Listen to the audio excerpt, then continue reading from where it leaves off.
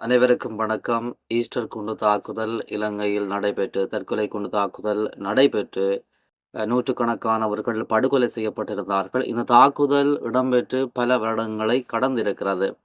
ஆனாலும் இந்த தாக்குதலில் கொல்லப்பட்டவர்களுடைய உறவுகளுக்கு இன்றும் நீதி கிடைக்கவில்லை. பல்வேறு அரசாங்கங்கள் மாறி மாறி ஆட்சி நடத்தி கொண்டிருக்கின்றன. ஒவ்வொரு முறையும் ஆட்சியை கைப்பற்றுவதற்கு முன்பு அரசியல்வாதிகள் புதுவிதமான வாக்குறுதிகளை கொடுக்கிறார்கள். ஆனால் ஆட்சிக்கு வந்த பின்பு ஈஸ்டர் தாக்குதல் தொடர்பான ஆவணங்கள் அளிக்கப்பட்டிருக்கின்றன. மிக சூட்சுமமாக அந்த தாக்குதல் இடம்பெற்றிருப்பதான பொய்களை கூறி அவர்களும் இந்த தாக்குதலின் சூத்திரதாரிகளை ஒன்று காப்பாற்ற முனைகிறார்கள். இல்லாவிடில் அவர்களை கைது செய்வதற்கு தற்போதைய அரசாங்கத்திற்கும் இயலாமல் போயிருக்கிறது. ஆனால் இந்த ஈஸ்டர் குண்டு தாக்குதல் தொடர்பில் உயர்மட்ட தலைவர்களுக்கு, அது அரசியல்வாதிகளாக இருந்தாலும் சரி, புலனாய்வாளர்களாக இருந்தாலும் சரி, ஏனைய பாதுகாப்பு அதிகாரிகளாக இருந்தாலும் சரி, தாக்குதல் நடைபெறுவதற்கு முன்பு இவர்களுக்கு தெரிந்ததாகவே குற்றம் சாட்டப்பட்டு வருகிறது. ராஜபக்சர்கள் ஆட்சியை கைப்பற்றுவதற்காக சக்ரகானை பாவித்து ஒரு குண்டு தாக்குதலை, மிக கொடூரமான ஒரு தாக்குதலை, ஈஸ்டர் தாக்குதல் இலங்கையில் நிகழ்த்தி ஆட்சியை கைப்பற்றியதாகத்தான் பல குற்றச்சாட்டுகள் முன்வைக்கப்படுகிறது. இந்த ஈஸ்டர் குண்டு தாக்குதலை நடத்தியது ராஜபக்சர்கள் தான். இதற்கும் தற்போது சிறையில் இருக்கின்ற தமிழ் அரசியல்வாதியான பிள்ளையானுக்கும் தொடர்பிருக்கிறது.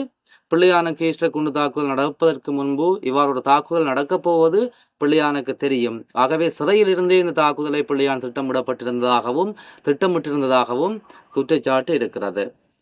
பிள்ளையான் தற்போது சிறை வைக்கப்பட்டு அவரிடம் விசாரணை நடைபெற்று வருகின்ற நிலையில் இந்த ஈஸ்டர் குண்டு தாக்குதல் தொடர்பில் பல்வேறுபட்ட நபர்கள் கைது செய்யப்பட்டிருக்கிறார்கள். முக்கியமான நபர்கள் கூட, சுரேசாலை உட்பட முக்கியமான நபர்கள் கூட தற்போது கைது செய்யப்பட்டு விசாரணை நடைபெற்று வருகிறது. தென்னிலங்கையை பொறுத்த வரைக்கும் மிக முக்கியமான ஒரு அரசியல்வாதியாக பார்க்கப்படுகின்ற, தமிழர்களை பொறுத்த வரைக்கும் ஒரு இனவாதியாக கருதப்படுகின்ற நாட்டில் மூவின மக்களும் ஒற்றுமையாக இருக்கின்ற காலப்பகுதிகளில் எல்லாம் ஒரு இனவாத கருத்தை தூண்டி, இனவாத கருத்தை பரப்பி மூவின மக்களுக்கும் இடையில் ஒரு குழப்பகரமான அரசியலை செய்யக்கூடியவர்கள் மிக முக்கியமானவர் இந்த உதய கம்மன்பில. இவர் தமிழ் மக்களுக்கு எதிராகவும் முஸ்லிம் மக்களுக்கும் எதிராகவும் பல்வேறுபட்ட இனவாத கருத்துக்களை தெரிவித்து வருவார். நாட்டில் ஒரு குழப்பமான சூழ்நிலையை உருவாக்கக்கூடியவர்களில் இவரும் ஒருவர்.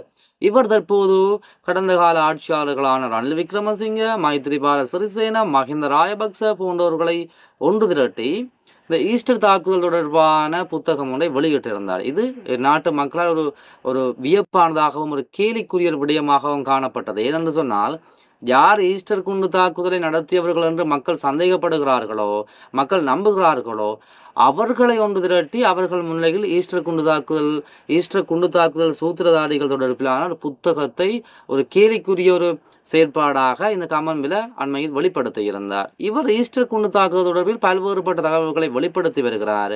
தற்போது மிக முக்கியமான ஒரு விடயத்தை சொல்லி இருக்கிறார். என்னவென்று சொன்னால், சக்ரகானிடம் பயிற்சி பெற்ற 300க்கும் அதிகமானவர்கள் இந்த நாட்டில் இருப்பதாகவும் அவர்கள் எப்போதும் வெடிப்பதற்கு தயாராக இருப்பதுமான ஒரு செய்தியை வெளிப்படுத்தி இருக்கிறார். இது தொடர்பாக இந்த காணொலியில் விரிவாக பார்க்க போகிறோம்.